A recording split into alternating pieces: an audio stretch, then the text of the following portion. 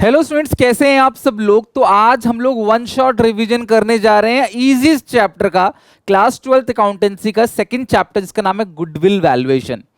काफी सारी थ्योरी और अलग अलग मेथड से न्यूमेरिकल्स इसके अंदर पूछे जाते हैं। मैं कोशिश करूंगा विद इन 40 मिनट्स आपको पूरा का पूरा चैप्टर ऐसा रिवीजन करा दूं कि बोर्ड एग्जामिनेशन में इससे बाहर कुछ ना जाए। आपके प्री बोर्ड में, आपके मिड टर्म एग्जामिनेशन में सब कुछ इसके अंदर कवर हो। बहुत मजा आएगा। बहुत अच्छे से सिंपल तरीके से मैं पूरा का पूरा चैप्टर अच्छे से कवर करा दूंगा और मुझे उम्मीद है कि आप एक बार चैप्टर पढ़ के आए हो। और मैं इसी तरीके से पूरे क्लास 12th अकाउंटेंसी का हर एक चैप्टर को डिटेल में पढ़ाऊंगा, देन इसका इस तरीके से वन शॉट रिवीजन लेके आऊंगा ताकि आप कम से कम समय में अच्छे से पूरा चैप्टर का रिवीजन कर लो। आपको सारे अलग अलग क्वेश्चंस ना बनाने पड़े, सिलेक्टेड क्वेश्चन जो इंपॉर्टेंट है जिससे पूरे चैप्टर का रिवीजन हो जाता है वो क्वेश्चन मैं आपको क्लास में करा दूंगा। तो स्टार्ट करते हैं। Goodwill valuation. सबसे पहले पता होना चाहिए गुडविल कहते किसको है। तो गुडविल बेसिकली किसी भी बिजनेस का नाम, नेम और फेम, रेपुटेशन, जिससे कस्टमर खींचे चले आते हैं बार बार उसके पास। और गुडविल अगर रहेगी ना तो आप ज्यादा पैसा कमा सकते हो, हायर प्रॉफिट कमा सकते हो। एप्पल ने अपनी ब्रांड इमेज बना ली, अपनी गुडविल बना लिया, नाम बना लिया। अगर कल को एप्पल एसी बेचेगा, कल को एप्पल क्लास कोई और प्रोडक्ट बेचेगा, इलेक्ट्रॉनिक गैजेट, तो भी लोग उस प्रोडक्ट को खुशी खुशी खरीदेंगे क्योंकि उसने अपनी कंपनी की इतनी अच्छी गुडविल बना ली है, नाम बना लिया है, भरोसा बना लिया है। वो नाम, वो भरोसा, वो रेपुटेशन, उसी को हम लोग क्या कहते हैं? गुडविल कहते हैं। गुडविल एक चुंबक की तरह है जो क्लास कस्टमर को पुरानी जगह पे आने पे मजबूर करता है। कस्टमर बार बार वहीं जाता है सामान के लिए और क्लाइंट बन जाता है बार बार जाके उसके पास, क्योंकि पता है कि यार इसका नाम अच्छा है, गुडविल अच्छा है, ये हमारे साथ गलत नहीं करेगा, अच्छा सामान हमको देगा। गुडविल फिक्स एसेट्स है, यानी कि गुडविल ऐसी कोई एसेट नहीं जिसको बेचने के लिए बिजनेस के अंदर रखा जाता हो। गुडविल का हम खुद यूज करते हैं, ठीक है। वो फिक्स एसेट है और वो इनटेंजिबल है, आप देख नहीं सकते, छू नहीं सकते। लेकिन गुडविल फिक्टिशियस एसेट नहीं है। Goodwill is not a wasting asset. ना ही गुडविल वेस्टिंग एसेट है और ना ही गुडविल फिक्टिशियस एसेट है। फिक्टिशियस एसेट मतलब ऐसी एसेट जो सिर्फ दिखाने के लिए बिजनेस में रखा हुआ है, एक्चुअल में उसकी कोई एग्जिस्टेंस नहीं है, एक्चुअली में उसको बेच के हम कुछ नहीं कमा सकते, सिर्फ दिखाने के लिए रखा हुआ है। लेकिन गुडविल ऐसा नहीं है। अगर आपको गुडविल किसी भी कंपनी के बैलेंस शीट के एसेट साइड या किसी भी फर्म के बैलेंस शीट के एसेट साइड दिख रही है ना, तो उसको बेच कर भी पैसा कमाया जा सकता है। मान लो 20 करोड़ रुपए है गुडविल की वैल्यू, तो ये 20 करोड़ रुपए मिल सकते हैं आपको। ये ऐसा नहीं जो सिर्फ दिखा रखा है asset side but realisable value नहीं है उसकी, ये ऐसा नहीं है। इसकी रियलाइजेबल वैल्यू है, इसको क्लास एक्चुअली में बेच के पैसा लाया जा सकता है, ठीक है। गुडविल बैलेंस शीट में किधर साइड अपीयर होता है मैंने बता दिया, एसेट साइड अपीयर होगा। मेन हेड है नॉन करंट एसेट। ये जो थर्ड वाली बुक है ना, फाइनेंशियल वाली बुक, उसके अंदर आपको ये पढ़ाया जाता है। मेन हेड क्या है? Non current asset. और सब हेड क्या है? यानी कि जो मेन हेड है वो नॉन करंट एसेट, उसके अंदर भी एक और हेडिंग बनती है PP, property plant and equipment, short में बोलता हूं PP, property plant equipment and intangible assets. उसके अंदर ये आता है, किसके अंदर? इंटेंजिबल एसेट के अंदर। यानी कि देख नहीं सकते, छू नहीं सकते, हाँ, लेकिन ये इंटेंजिबल है। अच्छा, अब गुडविल की बेसिकली मतलब क्या होता है ध्यान से समझना। आप गए किसी दुकान के पास, ठीक है, किसी दुकान में गए, आप किसी बिजनेस में गए, कंपनी में गए, शोरूम में गए, कहीं भी गए। आपने बोला भाई अपना पूरा का पूरा शोरूम कितने का बेचोगे? कहता जी मैं शोरूम बेचूंगा 20 करोड़ का। आपने बोला ठीक है। फिर आपने जाके एक एक चेक किया कि तुम्हारे शोरूम में माल कितने का है, तुम्हारे शोरूम में एसेट्स कितने का है? 15 करोड़ का। तुम्हारे शोरूम में लायबिलिटी कितने की है? 3 करोड़ की। तो एसेट से लायबिलिटी घटा दोगे तो आता है net asset. Net asset 12 crore. तो आपने बोला भाई तेरे बिजनेस के अंदर 15 करोड़ रुपए का तेरा क्या है? एसेट है। 3 करोड़ के तेरे कर्जे हैं।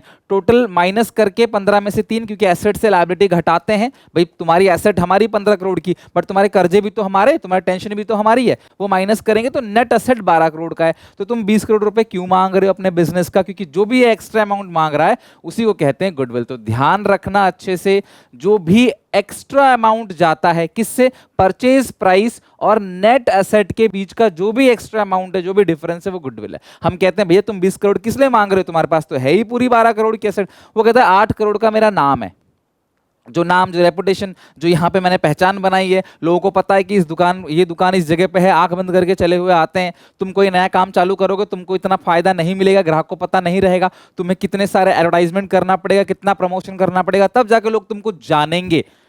और उसका फायदा तुमको सीधे यहाँ मिल रहा है फ्री में। तो ये जो 8 करोड़ रुपए है वो उसकी गुडविल है। तो कई बार बिजनेस की वैल्यू से भी ज्यादा गुडविल की वैल्यू होती है।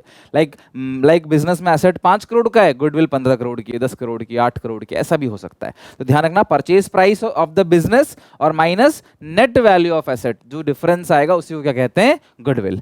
ध्यान रखना, गुडविल दो तरीके की होती है। एक जिन्होंने खुद बनाई है, परचेज सेल्फ जनरेटेड गुडविल, आपने अपना नया काम चालू किया, धीरे धीरे लोग आपको जानने लगे, 5-10 साल लगाया, बिजनेस में पैसा डाला, खर्चा किया, तब जाके आपकी गुडविल बनी है। This is called self generated goodwill. अपना नाम आपने खुद कमाया है, अपनी ब्रांड वैल्यू खुद बनाई है। और एक होता है परचेज गुडविल, आपने सीधे, मैं कोई बर्गर की दुकान खोलूं, 10-15 साल चलाऊं, तब जाके लोग मुझे जानेंगे। इससे अच्छा सीधे मैं मैकडी का, सबवे का, या फिर मैकडी का हो गया, फिर बर्गर किंग का हो गया, बहुत सारे ब्रांड हैं, मैं किसी ब्रांड का नाम खरीद लेता हूं कि भाई मैं तुम्हारे नाम से बिजनेस करूंगा, तुम्हारी फ्रेंचाइजी ले लूंगा। तो वो जो गुडविल है मैंने खुद नहीं बनाई, मैंने किसी और की गुडविल ले ली, that is called purchase goodwill, और इसके लिए मैंने पैसे दिए हैं। ये तो मैंने खुद बनाया है, तो कोई पैसा इसके लिए नहीं दिया गया है। इसीलिए अकाउंटिंग स्टैंडर्ड्स आपने पढ़ा होगा क्लास 11 के अंदर, as accounting standard, Ind AS आपने पढ़ा होगा। तो accounting standard number 26, accounting for intangible asset, वो क्या कहता है कि परचेज गुडविल को ही बुक्स में रिकॉर्ड करना है, सेल्फ जनरेटेड गुडविल को बुक्स में रिकॉर्ड नहीं करना। यानी आज तक भी आपने बैलेंस शीट में जब भी एसेट साइड गुडविल देखी है, वो परचेज गुडविल है, क्योंकि उसके लिए पैसे दिए गए हैं तो उसे रिकॉर्ड कर सकते हो। अकाउंटिंग की यही तो लिमिटेशन है, हर चीज वही रिकॉर्ड की जा सकती है जिसके लिए आपने पैसा दिया हो, कंसिडरेशन दिया हो। तो सेल्फ जनरेटेड गुडविल को बुक्स में रिकॉर्ड नहीं करते, जबकि परचेज गुडविल को बुक्स में रिकॉर्ड करते हैं। ऐसा कहां लिखा है, एएस 26 के अंदर। कौन कौन से फैक्टर्स हैं जो किसी भी बिजनेस की गुडविल पे इंपैक्ट डालते हैं, एफिशिएंट मैनेजमेंट, अच्छा मैनेजमेंट होगा तो गुडविल अच्छी होगी, कॉन्ट्रैक्ट अच्छे होंगे, लोकेशन अच्छा होगा तो गुडविल अच्छी होगी, पुराना बिजनेस है सिंस 1840, सिंस 1960, सिंस 1940, तो आपका बिजनेस पुराना दिखेगा, लोग कहेंगे अभी बहुत पुराना बिजनेस है, आज तक टिका हुआ आया है, तो अच्छा ही होगा। अच्छा सामान दे रहे हो, आपकी पास्ट परफॉर्मेंस अच्छी है, कस्टमर के साथ रिलेशनशिप अच्छा है, और सेल के बाद भी सर्विस देते हो, बेचने के बाद ग्राहक को भूलते नहीं हो, उसके बाद भी उनका ख्याल रखते हो। और ध्यान रखना, फेवरेबल लोकेशन ऑफ बिजनेस है, ये लोकेशन बिजनेस का है। कस्टमर का लोकेशन कभी भी बिजनेस पे इंपैक्ट डालता नहीं है, बिजनेस का लोकेशन क्या है। आपकी लोकेशन अच्छी होगी, अच्छी जगह पे होगी तो आपकी गुडविल अच्छी होगी, खराब जगह पे होगी तो गुडविल अच्छी नहीं होगी। Need for valuation of goodwill, sir किसी भी बिजनेस की गुडविल की वैल्यूएशन की जरूरत पड़ती क्यों है? तो सबसे पहला, न्यू पार्टनर इज एडमिटेड, जब किसी नए पार्टनर को बिजनेस के अंदर लाओगे तो भैया उससे अपनी गुडविल का हिस्सा भी बोलोगे देने के लिए। लाइक हमारे बिजनेस की गुडविल 50 लाख है, तो भैया हम उससे बोलेंगे भैया अपना हिस्सा तुम लेके आओ, तुम आज हमारे साथ जुड़ रहे हो, हमने नाम बहुत पहले से बना रखा है, तो तुम्हें कुछ एक्स्ट्रा पैसे लेके आने पड़ेंगे, क्योंकि तुम बने बनाए बिजनेस में पार्टनर बन जाओगे और तुमको पहले दिन से फायदा होने लग जाएगा। तुम अकेला काम करोगे तो बहुत समय लगेगा तुमको, तुम हमारे साथ काम करोगे, पहले दिन से ग्रो करोगे, तो भैया एक्स्ट्रा पैसे लेके आने पड़ेंगे। This is called goodwill. तो नया पार्टनर जब आता है, जब कोई पुराना पार्टनर रिटायर होगा, डेथ होगी उसकी, तो भी बिजनेस से अपना हिस्सा लेके जाएगा गुडविल का।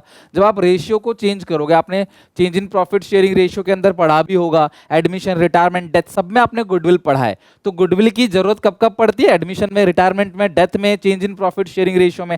जब रेशियो चेंज होता है तो गेनिंग पार्टनर गुडविल का अमाउंट कॉम्पनसेट करेगा सैक्रिफाइसिंग पार्टनर को।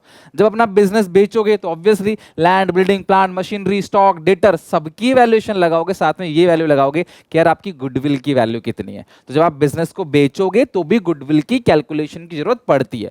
जब कोई पार्टनरशिप फर्म को कंपनी में कन्वर्ट किया जाए, या जब दो या दो से ज्यादा फर्म आपस में जुड़ के बनते हैं, तीसरा फर्म एक्स प्लस वाई बन गया, मान लो एक्स वाई, या एक्स और वाई मिलके बन गया बड़ा एक्स, है ना।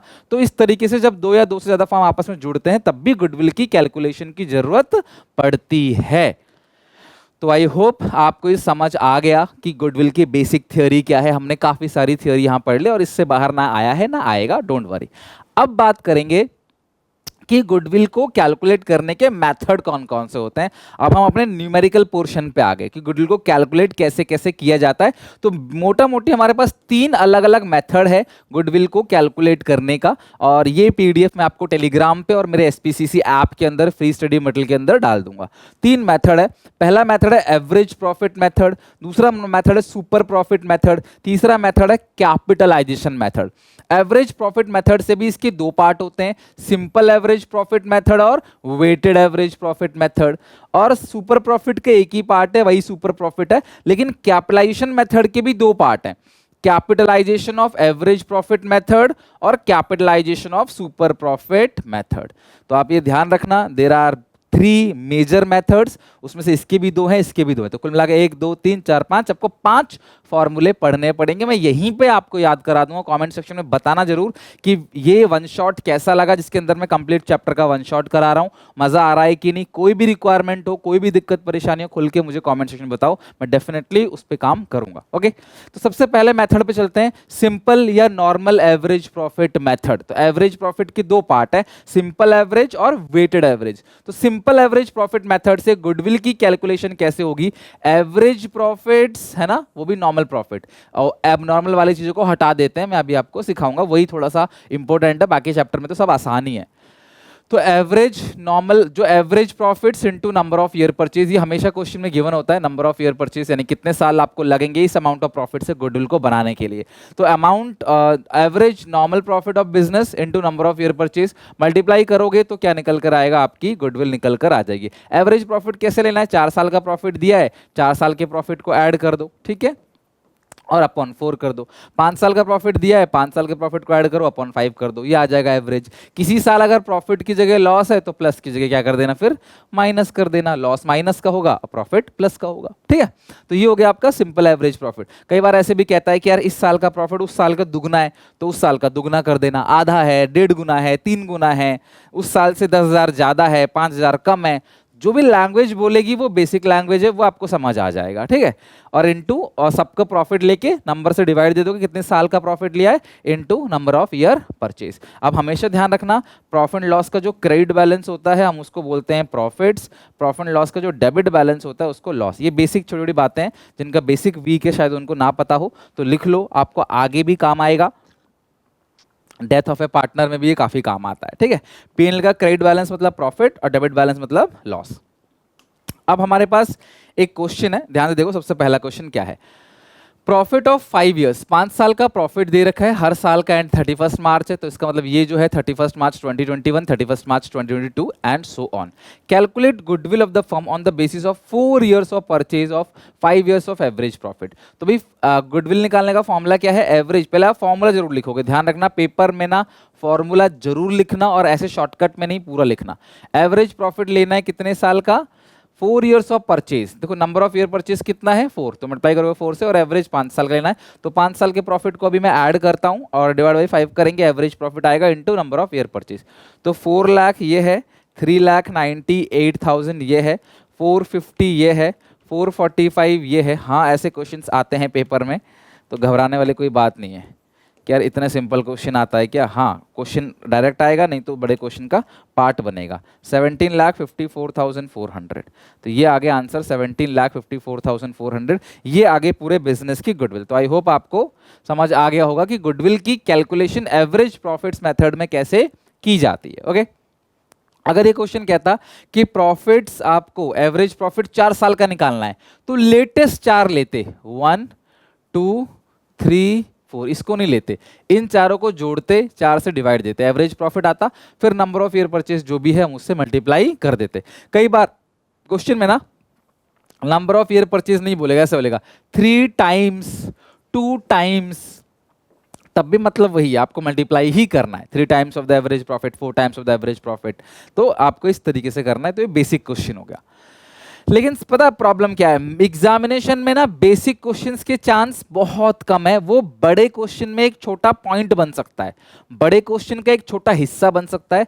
जो मेजर चीजें पूछी जाती है वो पूछी जाती हैं, और जो दिक्कत भी आती है बच्चों को, जिसके अंदर जो मैं अभी नेक्स्ट 10 to 15 मिनट्स में बहुत तसल्ली से समझाने वाला हूं, वो है एडजस्टमेंट्स इन नेट प्रॉफिट। मेरी बात ध्यान से समझना, आपको दिया रहता है नेट प्रॉफिट, ठीक है, लेकिन आपको जो चाहिए ना बिजनेस में, वो नॉर्मल प्रॉफिट्स ऑफ बिजनेस चाहिए, नॉर्मल प्रॉफिट्स ऑफ बिजनेस, ये आपको चाहिए होता है। क्वेश्चन में आपको नेट प्रॉफिट दिया रहता है। आप सबको याद दिलाता हूँ, थोड़ी 11th की बात है, देखो यहाँ पे थोड़ा बेस आपको चाहिए होगा, बहुत ज़्यादा नहीं बट थोड़ा बहुत बेस आपको चाहिए होगा। क्लास 11th की बात मैं आपको याद दिलाता हूँ। क्लास 11th में आप लोगों ने P&L अकाउंट बनाया हुआ है, P&L अकाउंट से जो नेट प्रॉफिट आता था, याद है आपको प्रॉफिट लॉस अकाउंट बनाते थे, जो नेट प्रॉफिट आता था वो कैसे आता था? देखो ये रहा आपका प्रॉफिट लॉस अकाउंट, थोड़ा सा याद दिलाता हूँ। यहाँ सिर्फ और सिर्फ इनकम आती थी, चाहे वो नॉर्मल इनकम हो चाहे वो एबनॉर्मल इनकम हो, कैसी भी इनकम। सर नॉर्मल इनकम क्या होता है? जो हमारा ऑर्डिनरी कोर्स ऑफ बिजनेस है, ये तो हमारा ऑर्डिनरी काम है, नॉर्मल इनकम है। जैसे अगर आपको बोले सुनील पांडा सर ट्यूशन पढ़ाते हैं, ठीक है, सुनील पांडा सर जो है वो लाइव पढ़ाते हैं, पेड बैच पढ़ाते हैं, कुछ प्रमोशन करते हैं, सुनील पांडा सर जो है और मतलब पढ़ाई से रिलेटेड कोई भी काम है वो लोग करते हैं, तो आपको शौक नहीं लगेगा। लेकिन अगर कोई आपको ये बोले कि सुनील पांडा सर अपनी गाड़ियाँ किराए पे देते हैं, घर किराए पे देते हैं और उससे रेंटल इनकम कमाते हैं या उधार ब्याज देते हैं उससे पैसे कमाते हैं, तो आपको लगेगा सर ये काम भी करते हैं, दैट इज कॉल्ड एबनॉर्मल, जो ऑर्डिनरी कोर्स ऑफ बिजनेस का नहीं है, जो आमतौर पर लोग नहीं करते, अलग है बिजनेस से हटके।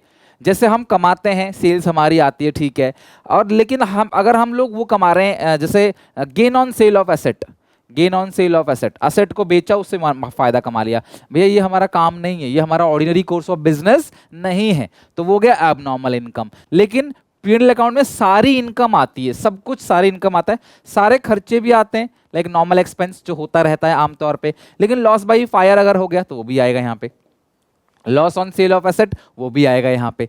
तो ये कैसे खर्चे हो गए? ये हो गया आपका एब नॉर्मल एक्सपेंस, सारे खर्चे माइनस करेंगे तब जो आएगा उसको क्या बोलते हैं? Net profit. यानी कि नेट प्रॉफिट निकालते वक्त सारे खर्चों को, चाहे वो नॉर्मल हो चाहे एबनॉर्मल हो, उनको माइनस कर दिया गया है, और सारी कमाई को, चाहे वो नॉर्मल हो चाहे वो एबनॉर्मल हो, उसको ऐड कर दिया गया है, और फिर हमारे पास आया है नेट प्रॉफिट। लेकिन आपको गुडविल निकालते वक्त जो चाहिए वो क्या चाहिए? बिजनेस का नॉर्मल प्रॉफिट, ना कि नेट प्रॉफिट। तो हम नॉर्मल प्रॉफिट कैसे निकालेंगे? बहुत सिंपल है। नॉर्मल प्रॉफिट निकालने के लिए जो हमारे पास नेट प्रॉफिट आया है, जिसके अंदर हमने एबनॉर्मल इनकम को भी ऐड कर दिया है, उसे हटा दो, एबनॉर्मल गेन हटा दो, क्योंकि एबनॉर्मल गेन आपने ऐड कर दिया था, उसको नहीं लेना होता नॉर्मल प्रॉफिट में, उसे हटा दो।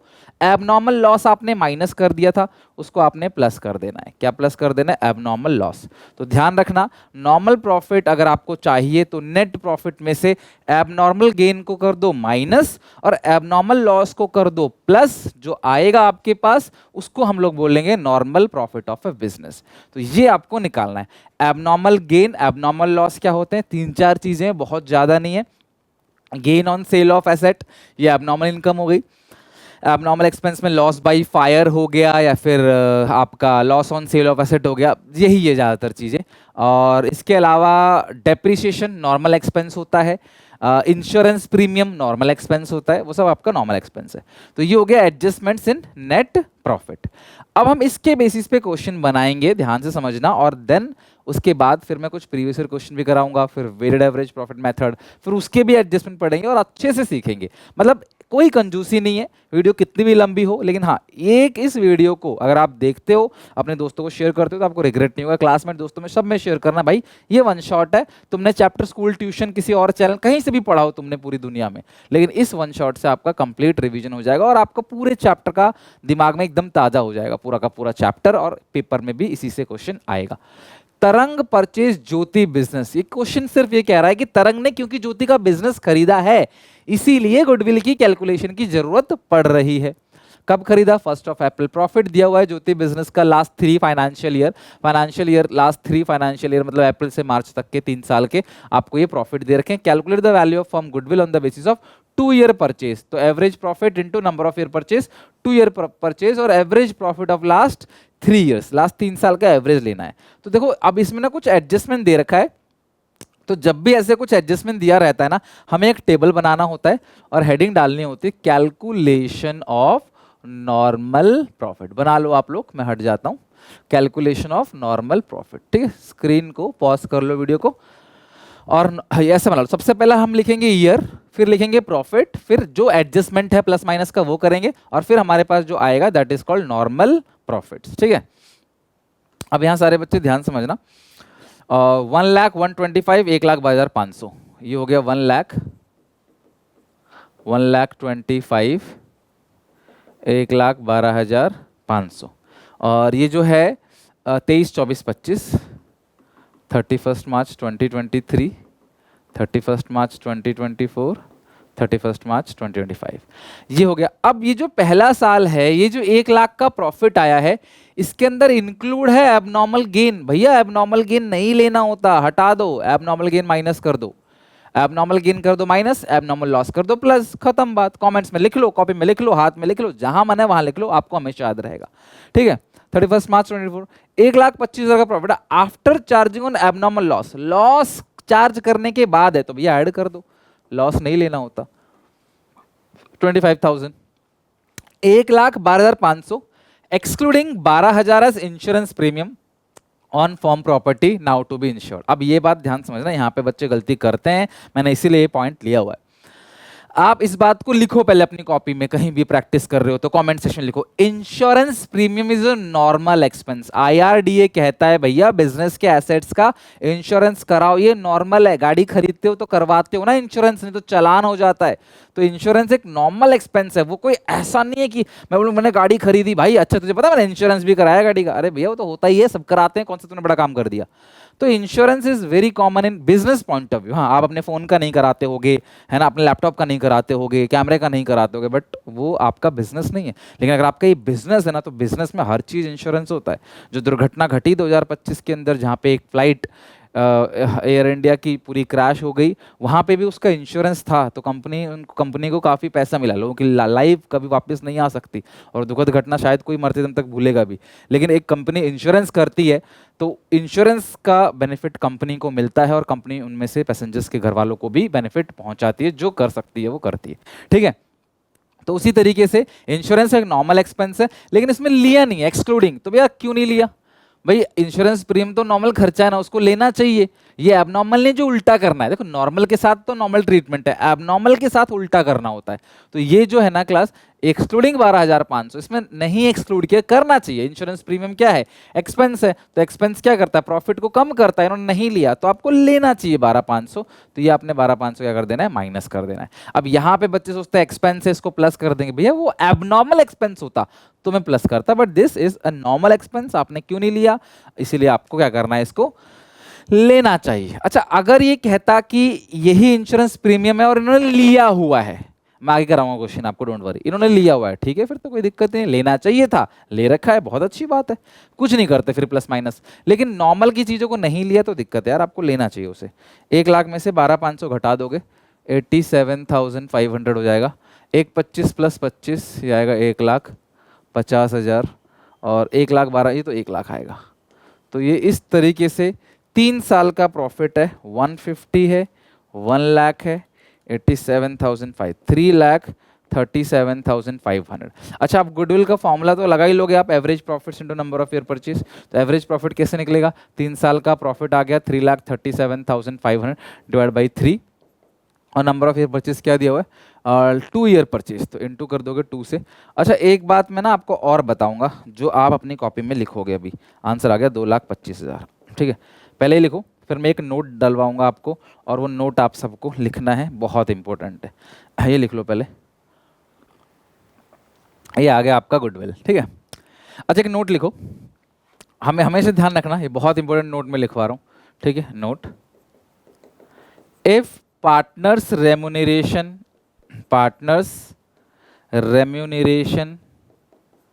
या मैनेजमेंट कॉस्ट इज गिवन, अगर दे रखा है, देन अगर दे रखा है, it is to be deducted from average profits once, ठीक है। आपको अगर कभी भी पार्टनर्स रेम्यूनरेशन और मैनेजमेंट कॉस्ट, ध्यान रखना एनुअल खर्चा लेना है, एनुअली। अगर आपको पर मंथ का दे रखा है तो साल का निकालना है, और एवरेज प्रॉफिट से एक बार माइनस करना है। देखो यार, पार्टनर्स का जो रेम्यूनरेशन है, यानी पार्टनर्स की जो सैलरी है, मैनेजमेंट की जो कॉस्ट है, वो खर्चा है, वो प्रॉफिट को कम करता है। तो हर साल की प्रॉफिट से ना घटाते हुए एवरेज प्रॉफिट से एक बार घटा देना है बस आपको, और कुछ नहीं। तो ये छोटी सी बात आप ध्यान रखना।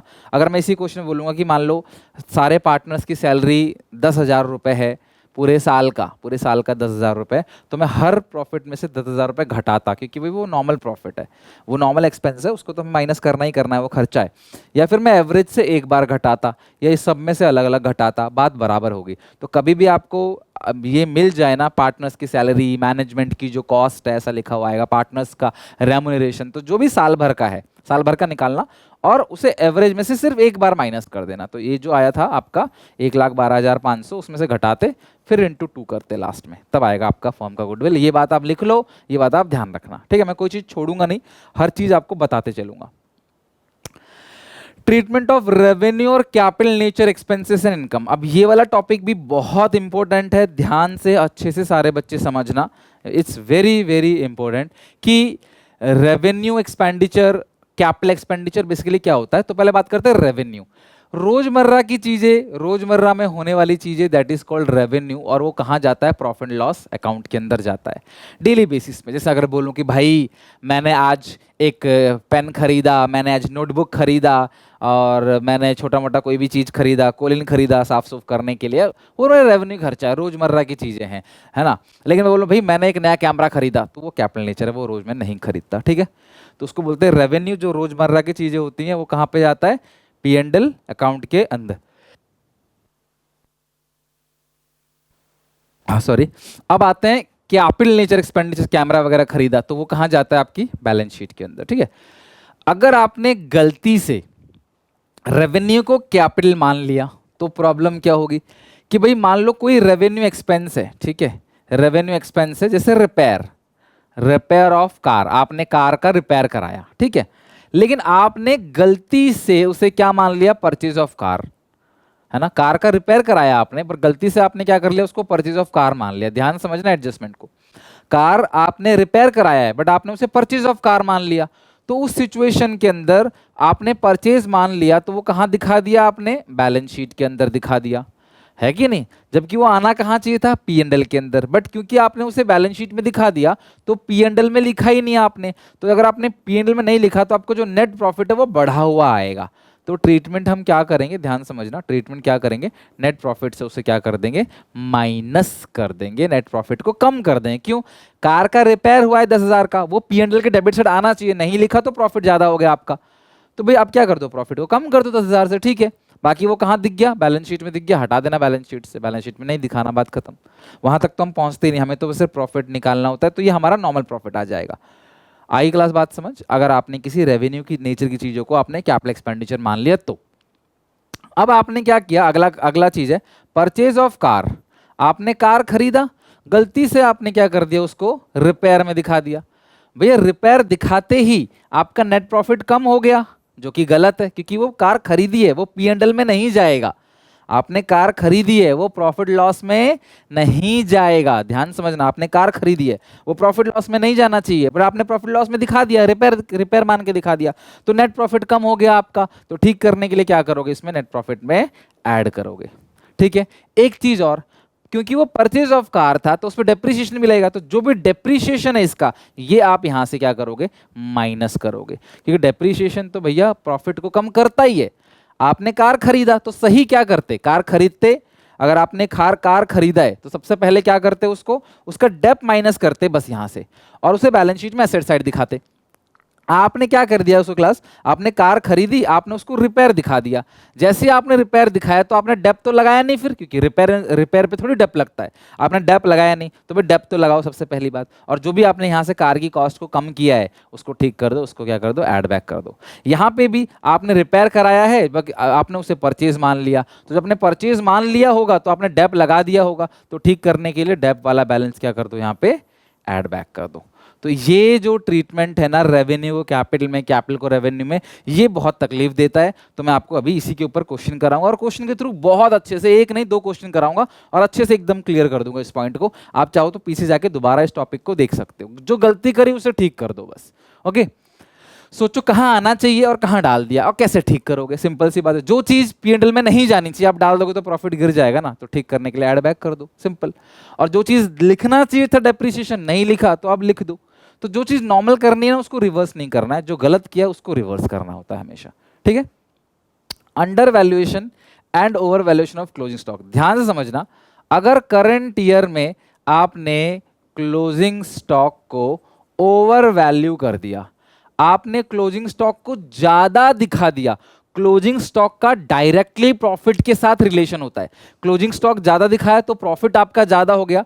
ठीक करने के लिए क्या करोगे, करंट ईयर का प्रॉफिट आप क्या कर दोगे, कम कर दोगे, और नेक्स्ट ईयर का जो प्रॉफिट है वो आप ऐड कर दोगे। ध्यान रखना, क्लोजिंग स्टॉक का ट्रीटमेंट हमेशा 2 साल में होता है, इस साल भी ट्रीटमेंट होगा उसका और अगले साल भी ट्रीटमेंट होगा। तो क्लोजिंग स्टॉक अगर ओवर वैल्यू, ज्यादा वैल्यू कर दिया क्लोजिंग स्टॉक, तो आपने प्रॉफिट को बढ़ा दिया। ठीक करने के लिए इस साल का प्रॉफिट क्या कर दो, कम कर दो, ये माइनस है, इस साल का प्रॉफिट कम कर दो और अगले साल का प्रॉफिट क्या कर दोगे, ऐड कर दोगे अगले साल में। क्यों ऐड कर दोगे, क्योंकि इस साल का जो क्लोजिंग स्टॉक है वो अगले साल का ओपनिंग स्टॉक होगा। इस साल का क्लोजिंग स्टॉक बढ़ा दिया, इसका मतलब अगले साल का ओपनिंग स्टॉक भी बढ़ा दिया, और ओपनिंग स्टॉक बढ़ेगा तो प्रॉफिट घट गया होगा, फिर तो ठीक करने के लिए प्लस कर दो। तो ये ट्रीटमेंट आपको 2 साल में करना है, तो नेट इफेक्ट इसका 0 ही है। ठीक है, नेक्स्ट है क्लोजिंग स्टॉक अंडर वैल्यूड। अगर आपने क्लोजिंग स्टॉक को कम दिखा दिया तो भाई करंट ईयर का प्रॉफिट भी कम हो गया, ठीक करने के लिए करंट ईयर के प्रॉफिट में ऐड कर दो। बट अगर आपने क्लोजिंग स्टॉक कम दिखाया है तो अगले साल का ओपनिंग, इसी साल का क्लोजिंग ही तो अगले साल का ओपनिंग होता है, इस साल का क्लोजिंग कम दिखा दिया तो अगले साल का ओपनिंग भी कम हो गया, अगले साल का ओपनिंग कम होते ही प्रॉफिट बढ़ जाता है। ठीक करने के लिए क्या करोगे, उसको आप माइनस करोगे। तो ये ट्रीटमेंट आप चाहो तो ट्रेडिंग अकाउंट बना के, कोई क्लास 11 की किताब उठाओ, कोई भी ट्रेडिंग अकाउंट बना रखा होगा, उसमें आप अपने आप ही गलती से क्लोजिंग स्टॉक को बढ़ा के देखो, इस साल का प्रॉफिट बढ़ जाएगा। क्लोजिंग स्टॉक को कम करके देखो, इस साल का प्रॉफिट कम हो जाएगा। क्लोजिंग स्टॉक का डायरेक्ट रिलेशनशिप होता है प्रॉफिट के साथ, ओके, और ओपनिंग का इनवर्स होता है। लेकिन अगर मैं बात करूं ओपनिंग में, जैसे ओपनिंग स्टॉक ओवर वैल्यू, ध्यान समझना, अगर आपने ओपनिंग स्टॉक को ज्यादा दिखा दिया, ओपनिंग स्टॉक ओवर वैल्यू, अपने ओपनिंग स्टॉक को ज्यादा दिखा दिया, ओपनिंग स्टॉक ज्यादा दिखाओगे ना तो प्रॉफिट गिर जाएगा। ठीक करने के लिए क्या करना, आप इसको ऐड बैक कर देना, बस खत्म। तो यानी कि ओपनिंग स्टॉक का ट्रीटमेंट इसी साल में होगा, जबकि क्लोजिंग स्टॉक का ट्रीटमेंट इस साल और अगले साल दोनों में होता है। यहाँ इसी साल अगर ओपनिंग स्टॉक ओवर वैल्यू कर दिया तो प्रॉफिट आपका गिर जाएगा, ठीक करने के लिए ऐड बैक। अगर ओपनिंग स्टॉक कम कर लिया, ओपनिंग स्टॉक अंडर वैल्यूड, तो प्रॉफिट आपका बढ़ जाएगा, ठीक करने के लिए ऐड कर देना। तो ये चीज़ आप ध्यान रखना, इसको लिख लो अच्छे से, और ये बिल्कुल बेसिक बात है, मैंने डिटेल में वीडियो में बता रखा है। अगर आप कहोगे तो मैं एक सेपरेट वीडियो लेके आऊँगा, लगभग आधे घंटे की, कम से कम मुझे आधा घंटा लगेगा, और मैं इस टॉपिक को तो जड़ से खत्म कर दूंगा डिटेल में। आधा घंटा 40 मिनट लूंगा मैं, लेकिन इस टॉपिक को जड़ से खत्म कर दूंगा। तुम्हारे स्कूल ट्यूशन में कहीं भी तुमने ऐसा नहीं पढ़ा होगा, इस तरीके से पढ़ा दूंगा, तुम्हारा टॉपिक खत्म हो जाएगा। तो मुझे बताना कॉमेंट सेक्शन में, ज़्यादा बच्चों को जरूरत नहीं पड़ती, बट हाँ पड़ेगी तो मुझे बताना कॉमेंट्स में सब लोग, मैं करा दूंगा आपको ये पूरा टॉपिक, ये under valuation, over valuation, revenue, capital expenditure, example देके प्रॉपर मैं तुम्हें सिखा दूंगा। तो ये मैक्सिमम टॉपिक है जो पूछा जाता है। अब मेरे सामने एक फुल फ्लेज क्वेश्चन है, सब चीज अच्छे से इस क्वेश्चन के अंदर, और ऐसे क्वेश्चन, ये क्वेश्चन आ चुका है पहले पेपर में, तो अच्छे से समझना क्या है question. Doraemon, Shinchan, Nobita 3 partner है, 3/6, 2/6, 1/6 है, और 1 अप्रैल को वो कहते हैं कि प्रॉफिट शेयरिंग रेशियो चेंज करेंगे, और उस पर्पस के लिए गुडविल की वैल्यूएशन होगी 2 ईयर परचेज, तो मल्टीप्लाई करोगे 2 से, और एवरेज प्रॉफिट लेना है 1, 2, 3, 4 साल का। ठीक है, तो 4 साल का एवरेज प्रॉफिट लेते हैं। सबसे पहले फॉर्मेट बनाते हैं, 31 मार्च 2029, क्वेश्चन नंबर 3 सॉल्व लिखो, और 31 मार्च 19 है ना, 19, 20, 21, ठीक है, 19, 20, 21 और 22, 31 मार्च 2022, ये 4 साल है। प्रॉफिट है 50, 50, 50, 120, 180, 70 का लॉस, 50, 50, 120, 180, 50,000, 120। देखो ये क्वेश्चन में गिवन था, मैंने ये क्वेश्चन लिख लिया, ईयर, परचेज, एडजस्टमेंट्स, और हमें क्या मिलेंगे अब, नॉर्मल प्रॉफिट। ठीक है, तो ये मैंने पूरा का पूरा क्वेश्चन उतार दिया। अब एक एक करके एडजस्टमेंट देखते हैं। ऑन 1 अप्रैल 2021, थोड़ा ध्यान से यहां सबको समझना पड़ेगा। ठीक है, 1 अप्रैल 2021 यानी इस साल के अंदर नहीं आएगा, क्योंकि 31 मार्च को एंड हो गया। ये जो ईयर है ये चालू हुआ होगा 1 अप्रैल 2021 से, और खत्म कहाँ होगा, 31 मार्च 2022 को। तो ये इस ईयर की बात हो रही। तो पहले तो ईयर समझना कि ये किस ईयर की बात कर रहा है। तो ये बात कर रहा है इस ईयर की, 31 मार्च 2022, इस ईयर की बात कर रहा है। एक मोटर बाइक खरीदी है 50,000 की परचेज। अब मोटर बाइक खरीदी, कैपिटल एक्सपेंडिचर है, लेकिन गलती से ट्रैवलिंग एक्सपेंस में डाल दिया। ट्रैवलिंग एक्सपेंस मतलब पी एंड एल के अंदर डाल दिया, तो तुम्हारा प्रॉफिट गिर गया। ठीक करने के लिए तो पहले भैया ऐड बैक करो 50,000 का प्रॉफिट। 50,000 तुमने क्यों डाला पीएनएल में? वो पीएनएल में नहीं जाता, कार खरीदते हैं तो कार का डेप्रिसिएशन जाता है पीएनएल में।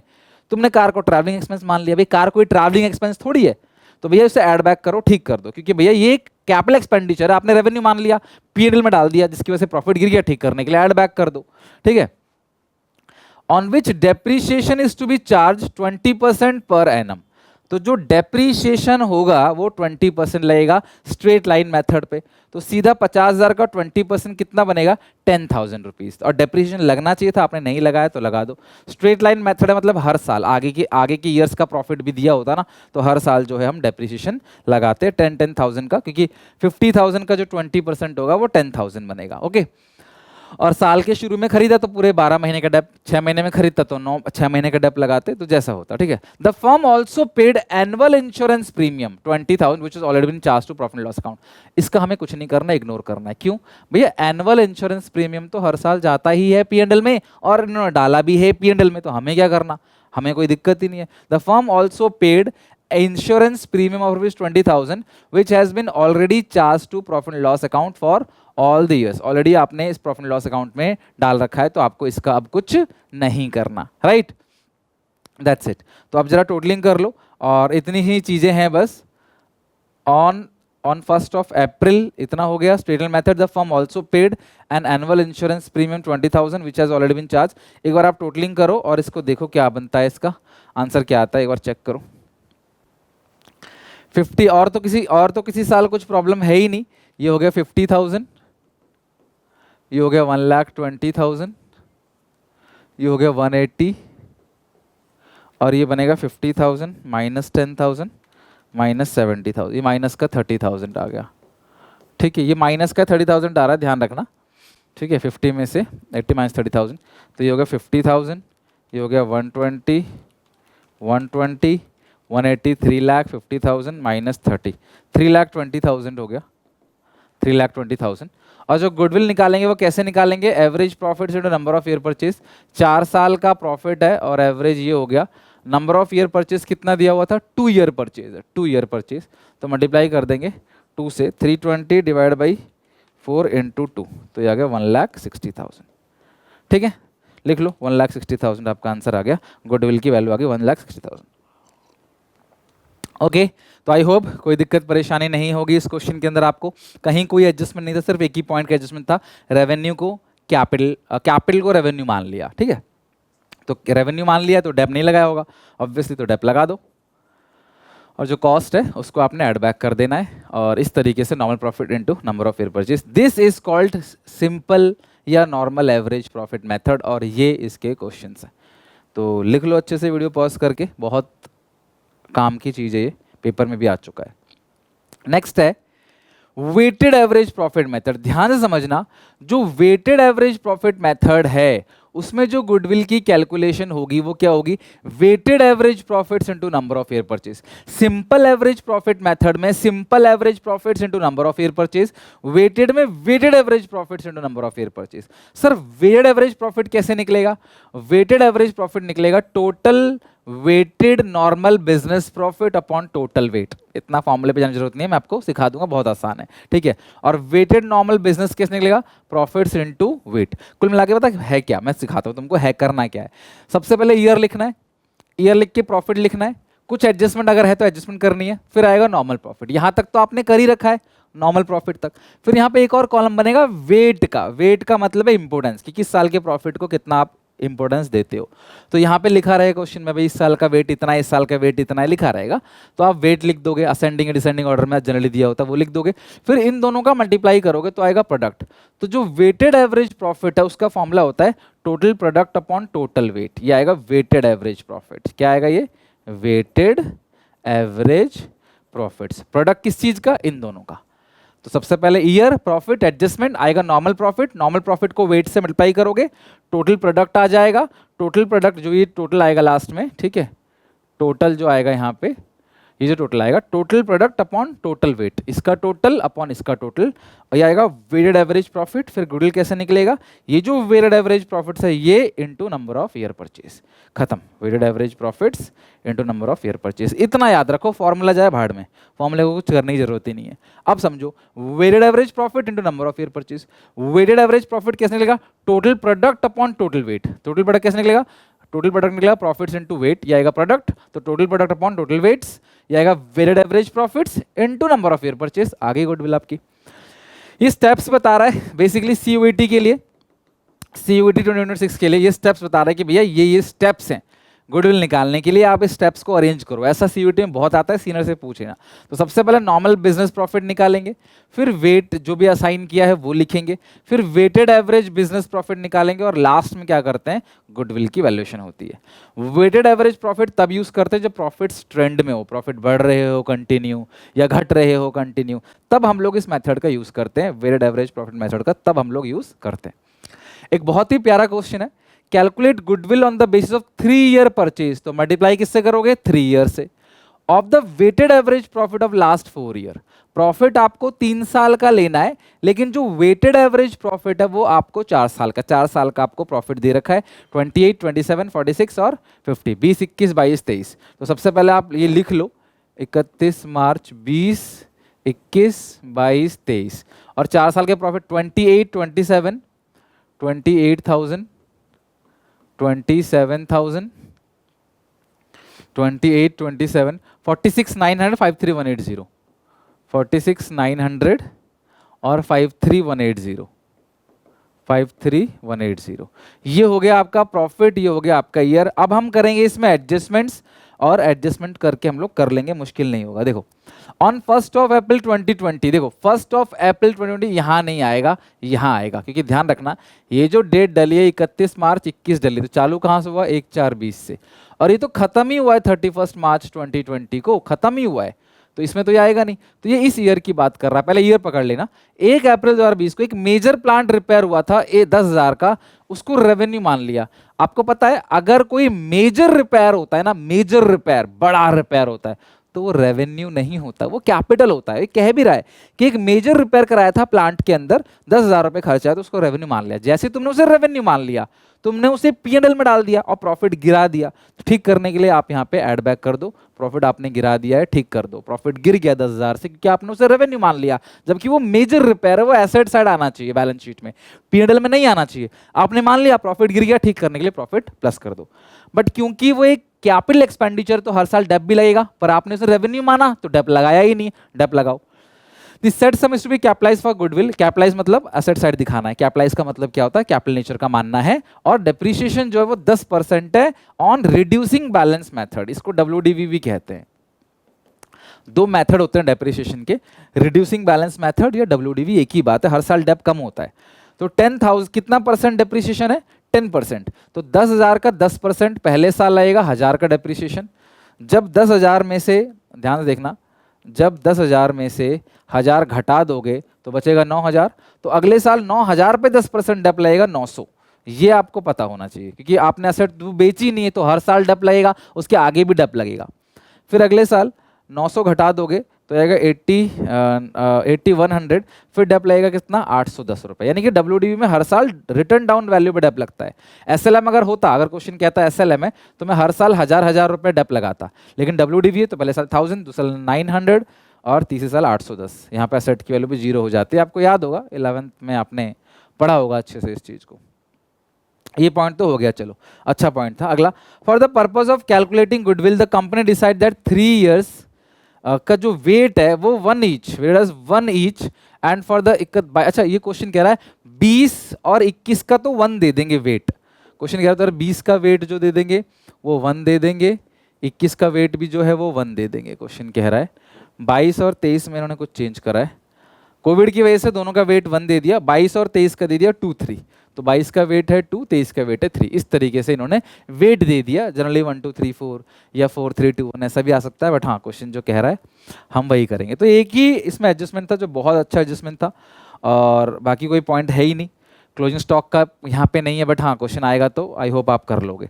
तो सॉल्व करो जरा इसको। पहले साल का प्रॉफिट कितना आ गया, 28,000, पहले साल का प्रॉफिट में कोई चेंज नहीं है, 28,000, और 28,000 इंटू 1 प्रोडक्ट भी कितना आएगा 28,000। दूसरे साल का जो प्रॉफिट है ये है 28,000 प्लस 10,000 माइनस 1,000, ये 36,000 आ गया। इसको 1 से करोगे तो ये भी आएगा 36,000। इधर आएगा 46,900 माइनस 900, ये 46,000 इंटू 2, 92,000 आ गया ये। और ये आएगा 53, 108, ये 810 है ना, यहाँ पे 180 कैसे, कुछ गलत लिख दिया क्या? ये 810 ही है, 53810, 53810, 53810, तो ये 53,000 आएगा। तो 53,000 इंटू 3, तो ये आएगा 1,59,000। तो कई बार क्वेश्चन पढ़ने में गलती हो जाती है, इसकी वजह से सारा गुड़ गोबर हो जाता है। प्रोडक्ट की टोटलिंग कितने, 3, 4, 5, 6, 7, टोटल प्रोडक्ट, टोटल वेट हो गया 7, और टोटल प्रोडक्ट कितना है 159, 92, 36 और 28, 3,15,000। तो फॉर्मूला क्या है, टोटल जो वेटेड एवरेज प्रॉफिट उसका formula total product upon total wait. अगर इस क्वेश्चन में कोई मैनेजर रेम्यूनरेशन लिखा होता या पार्टनर्स का रेम्यूनरेशन, मैनेजमेंट कॉस्ट, ऐसा कुछ लिखा होता तो मैं इस एवरेज से सिर्फ एक बार माइनस करता, मुझे हर साल के प्रॉफिट से उसे माइनस नहीं करना है। अब जो फॉर्मूला है गुडविल का वो क्या है, एवरेज प्रॉफिट की जगह है weighted average profits 45,000 into number of year purchase. तो नंबर ऑफ ईयर परचेज कितना दिया हुआ था लास्ट 4 ईयर, 3 ईयर परचेजेस, तो 3 से कर दो मल्टीप्लाई, 45,000 को इंटू 3 कर दो, इंटू 3 आएगा 1,35,000, 1,35,000 आपका आंसर आ गया। लिख लो, बहुत अच्छा क्वेश्चन था और एग्जामिनेशन पॉइंट ऑफ व्यू से बहुत इंपॉर्टेंट था। 4 नंबर कम से कम, ऐसे क्वेश्चन आपको पेपर में 4 नंबर का देखने को मिलेगा। तो अगर आपने एडजस्टमेंट सही कर लिया फिर बाकी सारे में दिक्कत आएगी नहीं। और आप हमेशा ध्यान रखना इस बात का भी,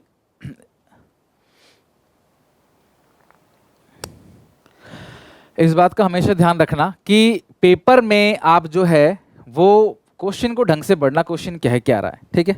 लिखो इस क्वेश्चन को, सब लोग लिखो।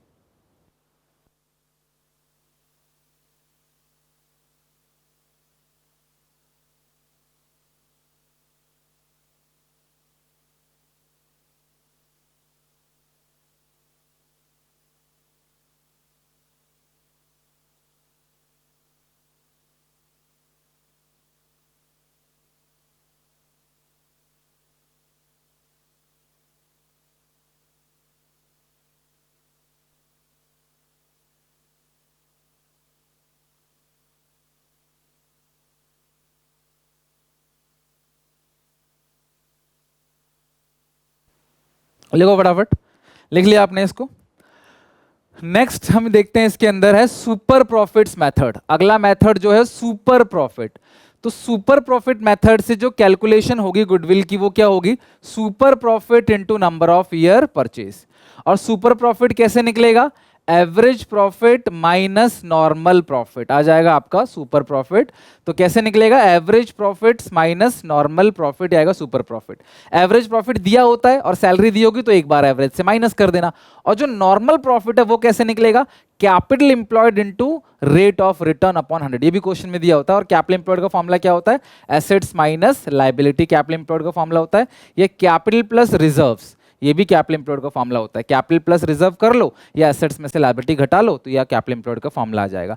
स्टेप कौन कौन से हैं, पहले एवरेज प्रॉफिट निकालोगे, फिर नॉर्मल प्रॉफिट निकालोगे, फिर सुपर प्रॉफिट, और फिर super profit number of year purchase आ जाएगा आपका गुडविल। एक बात ध्यान रखना, अगर सुपर प्रॉफिट नेगेटिव है इसका मतलब बिजनेस की कोई भी गुडविल नहीं है। अगर सुपर प्रॉफिट माइनस में है it means there is no goodwill, ठीक है। तो ये हो गया सुपर प्रॉफिट मेथड। अब इस मेथड से क्वेश्चन करते हैं। 1 अप्रैल 2022 को आशु और माधव की कैपिटल दे रखी है इतनी, रेट ऑफ रिटर्न दे रखा है 10%, एवरेज प्रॉफिट 23,500, आपको गुडविल निकालना है। तो सबसे पहले आप क्या करोगे, सुपर प्रॉफिट निकालोगे। पहले फॉर्मूला लिखना, सुपर प्रॉफिट कैसे निकालोगे, average profit minus normal profit. तो एवरेज प्रॉफिट दे रखा है, नॉर्मल प्रॉफिट कितना आएगा, capital employed into rate upon 100। तो 23,500 माइनस आएगा 15,000, ठीक है। बहुत सिंपल है, सुपर प्रॉफिट निकालो, एवरेज माइनस नॉर्मल, 23,500 माइनस 15,000 आएगा 85,000, ये आएगा सुपर प्रॉफिट। और जो फॉर्मूला है गुडविल का वो है super profit into number of year purchase. यह super profits into number of year purchase, तो नंबर ऑफ ईयर परचेज आपको दे रखा है 3 ईयर परचेज, तो 8500 इंटू 3 आएगा 25,500। ठीक है, लिख लो फटाफट, ये हो गया डन हमारा।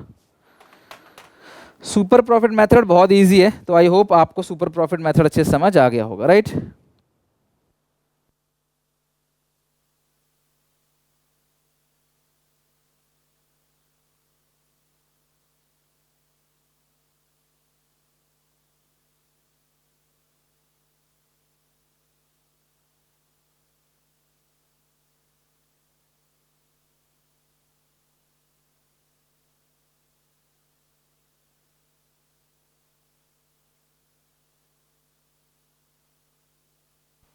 नंबर 6 पे आ जाओ अब। द कैपिटल अकाउंट ऑफ अनुज और बेनू, दो पार्टनर हैं, कौन कौन है, अनुज और बेनू। इनकी कैपिटल है 10 लाख रुपए, रेट ऑफ इंटरेस्ट है 10%, सैलरी दे रखी है 60,000 ईच, तो जो टोटल सैलरी बनेगी वो बनेगी 1,20,000। एक की सैलरी 60 है तो दोनों की मिला के 120।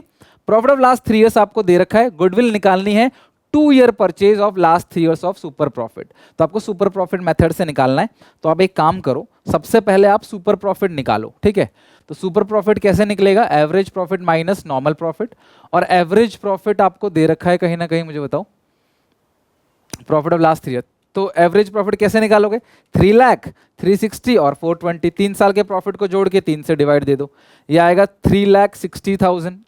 ठीक है, ये एवरेज प्रॉफिट है, लेकिन इसमें से घटाना क्या है, सैलरी, साल भर की सैलरी आपने घटा देना है जो कि 120 है, तो ये होगा, अब ये आया एवरेज प्रॉफिट। ठीक है, लिख लो यहाँ पे एवरेज प्रॉफिट। अब सुपर प्रॉफिट का फॉर्मूला क्या है, average profit minus normal profit, तो एवरेज प्रॉफिट कितना आएगा, 2,40,000, 360 माइनस 120, तो 240 एवरेज प्रॉफिट। और नॉर्मल प्रॉफिट कैसे निकलेगा, capital employed into rate upon 100, 10 lakh का 15% कितना आता है, 1.5 लाख, है ना, 10 लाख रुपए दे रखा है और 15%। फॉर्मूला क्या होता है नॉर्मल प्रॉफिट का, capital employed into rate upon 100, तो 10 लाख का 15% कितना आ गया, 1.5 लाख, तो 2,40,000 माइनस 1.5 लाख, ये आएगा 90,000।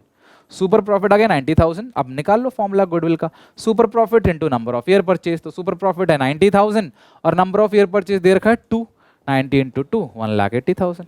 डन, लिख लो क्वेश्चन 6। आई होप आपका डन हो गया ये क्वेश्चन 6।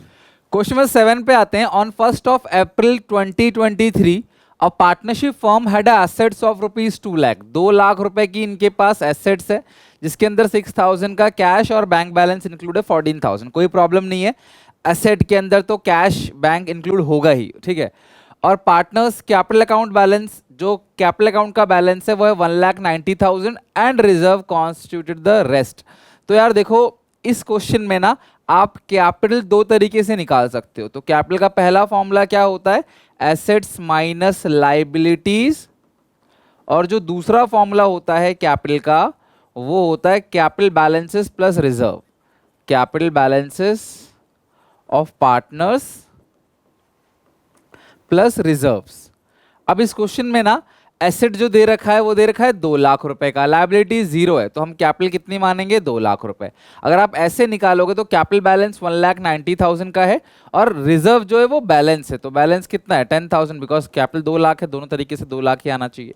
तो इस सेंस से हमने यहाँ पे 2 लाख रुपए कैपिटल ले लिया। ओके, अब हमें जो गुडविल निकालना है, और नॉर्मल रेट ऑफ रिटर्न 10% है, goodwill of the firm is valued 60,000, पूरे फर्म की गुडविल दे रखी है, 4 year purchase of super profit, find out the average profit of firm.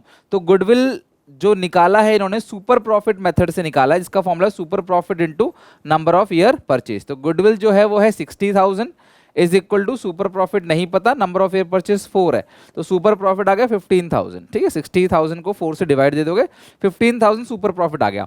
अब सुपर प्रॉफिट का फॉर्मूला क्या होता है, average profit minus normal profit, और नॉर्मल प्रॉफिट आपको दिया हुआ नहीं है, तो capital employed into rate upon 100, capital employed है 2 लाख, रेट है 10%, 2 लाख का 10% 20,000, माइनस का इधर आएगा प्लस में, तो 35,000 आ गया आपका एवरेज प्रॉफिट। तो आपका आंसर आ गया एवरेज प्रॉफिट्स कितना, 35,000। ठीक है, 35,000 रुपए का एवरेज प्रॉफिट इस क्वेश्चन में आ गया, और ये क्वेश्चन हो गया यहाँ पे दी एंड।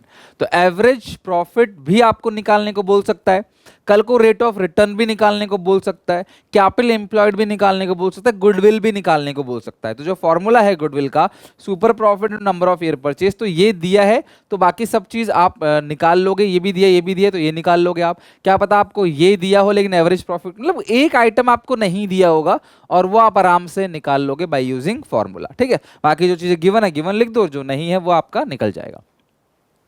नेक्स्ट मेथड है कैपिटलाइजेशन मेथड। ध्यान से अच्छे से समझना। अंडर कैपिटलाइजेशन ऑफ एवरेज, देखो कैपिटलाइजेशन मेथड के भी दो पार्ट है, मैंने बताया था आपको। पहला कैपिटलाइजेशन ऑफ एवरेज प्रॉफिट और दूसरा कैपिटलाइजेशन ऑफ सुपर प्रॉफिट। दो मेथड होते हैं कैपिटलाइजेशन मेथड में। तो पहला मेथड है कैपिटलाइजेशन ऑफ एवरेज प्रॉफिट। इससे फॉर्मूला क्या है गुडविल का? Total capitalise value of the firm minus net asset. Capitalise value of the firm minus net asset. Net asset का फॉर्मूला क्या है? Asset minus outside liability. और यही सेम टू सेम क्या होता है? कैपिटल एम्प्लॉयड भी होता है। तो आप इसे नेट असेट बोलो, कैपिटल एम्प्लॉयड बोलो, असेट माइनस लायबिलिटी बोलो, कैपिटल बैलेंसेस प्लस रिजर्व बोलो, बात बराबर है। ठीक है, तो फॉर्मूला क्या है गुडविल का? Total capitalise value minus net asset. अब जो टोटल कैपिटलाइज वैल्यू है ये कैसे निकलेगा? Average profits into 100 upon rate of return, ये आ जाएगा टोटल कैपिटलाइज वैल्यू। और नेट असेट तो जानते ही हो, असेट माइनस लायबिलिटी या कैपिटल बैलेंसेस प्लस रिजर्व, जैसे मैंने आपको बताया। अब ये ना सीयूईटी में पूछा जाता है। सीयूईटी में स्टेप्स आ जाते हैं कि बताओ, अरेंज करो कि स्टेप्स कौन कौन से हैं, क्रोनोलॉजिकल ऑर्डर में अरेंज करो या सीक्वेंस में अरेंज करो, स्टेप्स कौन कौन से हैं। तो सबसे पहले आपको एवरेज प्रॉफिट फाइंड आउट करना है, ध्यान रखना, पहला एवरेज प्रॉफिट, फिर capitalise value of average profit निकालना है, फिर फर्म का जो एक्चुअल कैपिटल है यानी कि asset minus liability, net asset कुल मिला के वो निकालना है, और फिर लास्ट में करना क्या है? माइनस करना है capitalise value of the firm minus net asset. तो ध्यान रखना, पहले एवरेज प्रॉफिट, पहले एवरेज, फिर कैपिटलाइज, कैपिटलाइज के बाद नेट एसेट, नेट एसेट के बाद आपको लास्ट में क्या करना है? माइनस करना है। स्टेप नंबर सेकंड से स्टेप नंबर थर्ड, यानी कि capitalise value of asset minus net capital value of the capitalise value of the business minus आपका नेट एसेट। और कैपिटलाइज वैल्यू कैसे निकलेगा? Average profit into 100 upon rate of return. यहां पहली बार उल्टा हो रहा है, 100 अपॉन रेट ऑफ रिटर्न, क्योंकि प्रॉफिट आपको दिया होगा, एवरेज प्रॉफिट आपको दिया होगा, उल्टा कर दोगे 100 अपॉन रेट ऑफ रिटर्न, तो ये वैल्यू निकल जाएगा कैपिटलाइज वैल्यू की, कितना आप कमा रहे हो। जैसे अगर मैं बोलूं कि मेरे को हर साल बैंक से 1 लाख रुपए का इंटरेस्ट मिलता है और बैंक मुझे 10% का ब्याज देती है, तो 1 लाख को 10 से डिवाइड देके इंटू 100 कर दोगे ना, 100 अपॉन रेट ऑफ रिटर्न, तो जो वैल्यू मिल जाएगी वो मिल जाएगी 10 लाख रुपए। यानी कि मैंने बैंक में 10 लाख रुपए कैपिटलाइज कर रखे हैं, 10 लाख रुपए लगा रखे हैं, जिसका 10% मुझे साल का 1 लाख रुपए मिलता है। तो ये 1 लाख तो गिवन है और आपको ये 10 लाख रुपए निकालना है, इसीलिए 100 अपॉन रेट ऑफ रिटर्न करते हैं, 100 upon rate of return. Okay, अब देखते हैं जरा capitalisation of super profit method से कैसे निकलेगा। तो गुडविल का फॉर्मूला क्या है? Super profit into 100 upon rate of return. ध्यान रखना, कैपिटलाइज मेथड में चाहे कैपिटलाइजेशन ऑफ एवरेज प्रॉफिट हो, चाहे कैपिटलाइजेशन ऑफ सुपर प्रॉफिट हो, उसके अंदर हम बिल्कुल भी नंबर ऑफ ईयर परचेज को इन्वॉल्व नहीं करते। कैपिटलाइजेशन ऑफ एवरेज प्रॉफिट में capitalise value minus net asset, और कैपिटलाइजेशन ऑफ सुपर प्रॉफिट में फॉर्मूला होता है super profit into 100 upon rate of return. अब जो सुपर प्रॉफिट है वो कैसे निकलेगा?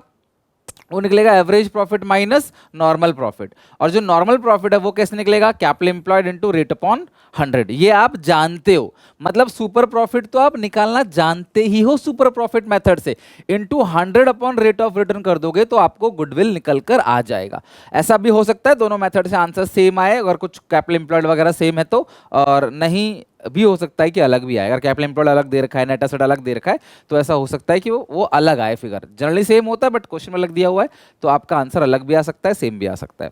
स्टेप्स क्या क्या हैं? तो सबसे पहले कैपिटल निकालना क्लास, सबसे पहले कैपिटल निकालना, फिर नॉर्मल प्रॉफिट निकालना, फिर आप एवरेज प्रॉफिट निकालोगे पास्ट ईयर का, फिर आप सुपर प्रॉफिट निकालोगे, फिर super profit into 100 upon rate of return. तो मल्टीप्लाई करोगे सुपर प्रॉफिट को 100 से, डिवाइड करोगे रेट ऑफ रिटर्न से। तो ये स्टेप है capitalisation of super profit method से। 12th सीबीएसई में चांस कम है, बट क्या पता सीयूईटी को देख के सीबीएसई भी इन क्वेश्चन को अडॉप्ट कर ले, लेकिन सीयूईटी में ये मोस्ट फेवरेट क्वेश्चन रहते हैं एग्जामिनर के। ठीक है, कैपिटल ऑफ द फर्म पहले निकालना है, फिर निकालना है नॉर्मल प्रॉफिट। तो पहले कैपिटल निकाल लो, क्योंकि बिना कैपिटल निकाले तो नॉर्मल प्रॉफिट नहीं निकाल सकते ना। नॉर्मल प्रॉफिट का फॉर्मूला क्या होता है? Capital employed into rate upon return. तो जब तक कैपिटल नहीं निकालोगे तो नॉर्मल प्रॉफिट कैसे निकलेगा? असंभव है।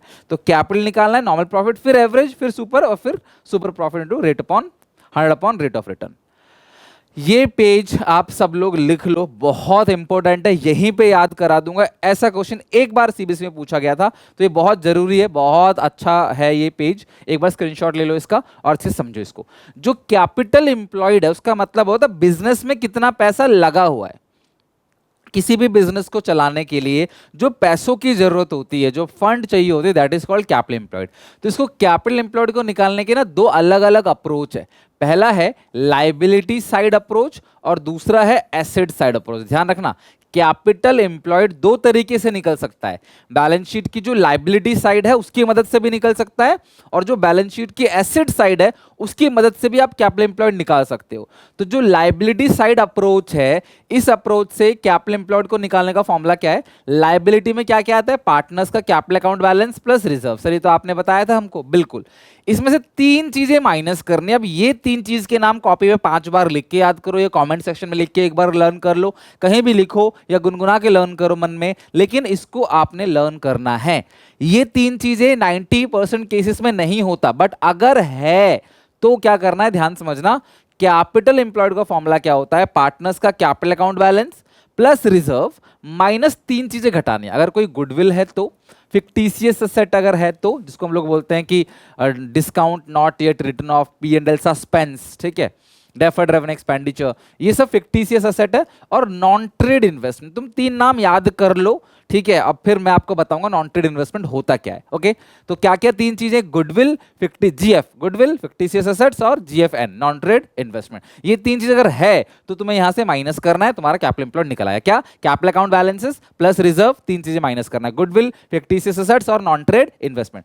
अच्छा, एसेट साइड अप्रोच में, एसेट साइड अप्रोच में क्या होता है? एसेट्स माइनस लायबिलिटी, ये तो करते हो, assets minus outside liability. Sir ये तो आपने पहले बता दिया था। हाँ बिल्कुल बता दिया था, लेकिन एसेट में तीन चीजें नहीं लेना है, वही तीन चीज इनका नाम अपने जीएफ एन। तो जी से गुडविल, एन से नॉन ट्रेड इन्वेस्टमेंट, एफ से फिक्टिशियस एसेट। अगर होगा तो उसको ये एसेट साइड दिखता है, ये तीनों एसेट ही है, ये एसेट साइड दिखता है, तो इसको मत लेना है एसेट साइड में। ऑल एसेट ले लेना excluding these three item, minus कर दोगे आउटसाइड लायबिलिटी। आउटसाइड लायबिलिटी मतलब कैपिटल को छोड़कर बाकी जो liability, creditor, bills payable, bank loan, ठीक है, ये सब चीजें। तो कैपिटल एम्प्लॉयड का फॉर्मूला एसेट साइड अप्रोच से क्या होता है? एसेट्स माइनस लायबिलिटी, इससे तीन चीजें हटा देना। और लायबिलिटी साइड अप्रोच से क्या होता है? कैपिटल बैलेंसेस प्लस रिजर्व, इससे भी तीन चीजें हटा देना, जो तीन चीजों के नाम मैंने बता रखे। ओके सर, अगर किसी क्वेश्चन में खाली इन्वेस्टमेंट लिखा हुआ है, ये स्पेसिफाइड नहीं है कि ये किस टाइप की इन्वेस्टमेंट है, खाली इन्वेस्टमेंट लिखा है, तो हम उसको नॉन ट्रेड इन्वेस्टमेंट ही मानेंगे। सर ये नॉन ट्रेड इन्वेस्टमेंट होता क्या है? देखो, investments are of two types, पहला ट्रेड इन्वेस्टमेंट, दूसरा नॉन ट्रेड इन्वेस्टमेंट। आप समझना बात को, मैं मान लो एक YouTube चैनल रन करता हूं, ठीक है, मुझे मैथमेटिक्स भी पढ़ाना है। मैंने मान लो किसी को 50 लाख रुपए देके उसका मैथ्स का पूरा चैनल जो है अक्वायर कर लिया। मैंने कहा भैया बताओ, आप मेरे साथ मैथ्स पढ़ा लो, मैं अकाउंट्स, इकोनॉमिक्स और बिजनेस स्टडीज पढ़ाता हूं, मैथ्स आप मेरे साथ आके पढ़ा लो। वो कहता है ठीक है जी, मुझे 50 लाख रुपए चाहिए, तब मैं अपना चैनल आपको दे दूंगा और आपके साथ ही पढ़ाऊंगा फिर। तो मैंने ये जो 50 लाख रुपए का इन्वेस्टमेंट किया है, ये अपने बिजनेस को एक्सपैंड करने के लिए किया, अपने बिजनेस को बढ़ाने के लिए किया है। This type of investment is called trade investment. अपने बिजनेस को एनहांस करने के लिए, अपने बिजनेस को एक्सपैंड करने के लिए आप जो इन्वेस्टमेंट करते हो, this is called trade investment, trade व्यापार। लेकिन कुछ ऐसी इन्वेस्टमेंट होती है, जैसे मैंने क्या किया, मैंने बैंक में 50 लाख रुपए की एफडी करा ली कि भाई मुझे हर साल जो है वो इंटरेस्ट जो है मिलेगा, या 50 लाख रुपए का एक फ्लैट खरीदा और उसको मैंने रेंट पे दे दिया, वहां से मेरे को 10-15 हज़ार का रेंट हर महीने मिल रहा है, मैं मान लेता हूं। तो ये जो इन्वेस्टमेंट मैंने करी है, ये एक इनकम कमाने के लिए करी है, ये ट्रेड बिजनेस के पर्पज से कोई लेना देना नहीं है इसका, मुझे इनकम जनरेट करनी थी इसलिए मैंने खरीदा है। This is called non trade investment. These are those investments that are made to earn revenue by investing surplus fund and not for the purpose of furtherance of own business. Business बढ़ाना purpose नहीं है, उससे हमें interest कमाना है, एक अच्छी income चाहिए हमें उससे। This is called non trade investment. So finally page को मैं समाप्त करता हूं। Assets minus liability, capital balance plus reserve. लेकिन दोनों ही केसेस में एसेट में तीन चीजें नहीं लेनी है आपने, गुडविल, नॉन ट्रेड इन्वेस्टमेंट्स और आपका फिक्टिशियस एसेट। और वहां भी कैपिटल प्लस रिजर्व से तीन चीजें आपको माइनस करनी है। क्या क्या माइनस करनी है? गुडविल, फिक्टिशियस एसेट्स और नॉन ट्रेड इन्वेस्टमेंट। इन्वेस्टमेंट के बारे में कुछ नहीं लिखा है तो हम उसको नॉन ट्रेड इन्वेस्टमेंट ही मानेंगे और मान के उसे माइनस कर देंगे। नॉन ट्रेड इन्वेस्टमेंट इनकम के लिए होता है, ट्रेड इन्वेस्टमेंट बिजनेस को फर्दरेंस करने के लिए, एक्सपेंड करने के लिए किया जाता है। क्वेश्चन 8, पीयूष और ऋषभ दो पार्टनर है, इन दोनों की कंबाइन कैपिटल दे रखी है 4 लाख रुपए, रेट ऑफ रिटर्न है 15 लाख रुपए, कैपिटल नहीं दी हो तो एसेट से लायबिलिटी घटा देते तब कैपिटल निकाल लेते। लास्ट 4 साल का आपको प्रॉफिट भी दे रखा है। क्लोजिंग स्टॉक 22-23 का, मतलब इस साल का जो क्लोजिंग स्टॉक है वो अंडर वैल्यू, अगर आप क्लोजिंग स्टॉक कम कर दोगे तो प्रॉफिट भी कम हो जाएगा। ठीक करने के लिए ऐड बैक कर दो कितना 10,000। Calculate goodwill of the firm based on the capitalization of average, capitalization of average profit से गुडविल आपको निकालना है। तो capitalization of average profit method से जो फॉर्मूला है गुडविल का वो है capitalise value of asset, capitalize value of business minus net asset, minus net asset, और नेट एसेट को ही हम कैपिटल एम्प्लॉयड कहते हैं, वो दे रखा है 4 लाख रुपए। अब जो कैपिटलाइज बिजनेस है वो कैसे निकले, average profit into 100 upon rate of return. अब एवरेज प्रॉफिट कैसे निकालना है, पहले साल का प्रॉफिट है 60, दूसरे साल का प्रॉफिट है 90, तीसरे साल का प्रॉफिट है 80 और चौथे साल का प्रॉफिट 60 + 10 कितना हो गया 70,000। तो टोटल आता है यहाँ पे 3 लाख डिवाइड बाई 1 2 3 4, ये आ गया एवरेज प्रॉफिट्स। अगर कोई सैलरी वगैरह दी होती तो एवरेज से माइनस कर देते, बट यहाँ पे नहीं दी है। Average profits into 100 upon rate of return, तो 100 अपॉन रेट ऑफ रिटर्न कितना है 15, तो 3 लाख को 4 से डिवाइड दोगे बता 75,000 इंटू 100 डिवाइड बाई 15, तो ये आ गया 5 लाख, 5 में से 4 गया तो आंसर आ गया 1 लाख। सिंपल, बहुत ही सिंपल है। 3 नंबर में क्वेश्चन पूछा आ सकता है, थोड़ा और सिंपल करके 1 नंबर में क्वेश्चन पूछा आ सकता है। बहुत ही सिंपल और छोटे छोटे क्वेश्चन हैं। क्लोजिंग स्टॉक ज्यादा है तो प्रॉफिट ज्यादा होगा, क्लोजिंग स्टॉक कम है तो प्रॉफिट कम हो गया होगा। ठीक करने के लिए एड बैक कर देंगे। ओके, तो ये हो गया question very done. Next question है क्वेश्चन नंबर 9। राजन और रजनी दो पार्टनर है, इन दोनों की कैपिटल मिलाकर है 5 लाख रुपए। The firm earn a profit of 1.5 lakh, ये एवरेज प्रॉफिट है, खाली प्रॉफिट लिखा है तो एवरेज प्रॉफिट ही है। Goodwill capitalization of super profit, तो सबसे पहले सुपर प्रॉफिट का फॉर्मूला क्या होता है, average profit minus normal profit. तो एवरेज प्रॉफिट कितना है 1.5 लाख, नॉर्मल प्रॉफिट कैसे निकलेगा, कैपिटल एम्प्लॉयड, इन दोनों कैपिटल कितनी है 5 लाख इंटू रेट अपॉन 100। यहाँ पे 100 अपॉन रेट नहीं होता सुपर प्रॉफिट निकालने में, वो गुडविल निकालने में करते हैं super profit into 100 upon rate of return. तो यहाँ पे है 1.5 लाख रुपए का, माइनस करेंगे 5 लाख का 20%, तो 5 लाख का 20% कितना बनेगा 1 लाख। तो सुपर प्रॉफिट जो आ गया वो कितना आ गया 50,000 रुपये, सुपर प्रॉफिट आ गया 50,000 रुपये। और गुडविल का फॉर्मूला जानते ही हो आप, फॉर्मूला पेपर में लिख के जरूर करना, एग्जामिनेशन में जहाँ जो फॉर्मूला लिख सकते हो लिखोगी, स्टेप वाइज मार्किंग होती है। भगवान ना करे किसी पॉइंट पे तुम्हारा कुछ मिस्टेक हो जाए, कुछ नंबर गलत लिख दो या दिमाग में कुछ और आ जाए, कुछ लिख दो, ऐसे हो जाते हैं छोटे मोटे मिस्टेक, कुछ कैलकुलेशन में सिली मिस्टेक कर दिया, तो स्टेप्स के अकॉर्डिंग फॉर्मूले के नंबर मिलेंगे आपको। Into 100 upon rate of return, तो रेट ऑफ रिटर्न कितना दे रखा है 20, ठीक है, तो ये 5 5 25 25 2.5 लाख रुपए। तो यहाँ पे पूरे फर्म की गुडविल जो आ गई capitalization of super profit method से वो कितनी आ गई 2,50,000। ठीक है, चलो लिख लो इसे वीडियो पॉज करके। और इसके साथ हमारा इस चैप्टर का पूरा 1 शॉट खत्म हो गया। फंडामेंटल ऑफ पार्टनरशिप हमने खत्म कर दिया, गुडविल खत्म कर दिया। नेक्स्ट ट्यूसडे को हम लोग लेके आएंगे change in profit sharing ratio. तो यहाँ तक अच्छे से पढ़ना, इसकी प्रैक्टिस करना, जो जो क्वेश्चन मैंने बताए इनको जरूर बना लेना। ये सारे वो अच्छे क्वेश्चन है ना जो मैं निचोड़ के लेके आता हूँ प्रीवियस ईयर पेपर में से, तो इनको बिल्कुल भी मिस मत करना, इनकी प्रैक्टिस जरूर करके आना। ठीक है, अच्छा लगे वीडियो लाइक करना, दोस्तों को शेयर करना। मिलते हैं नेक्स्ट वीडियो में, till then take care, bye bye.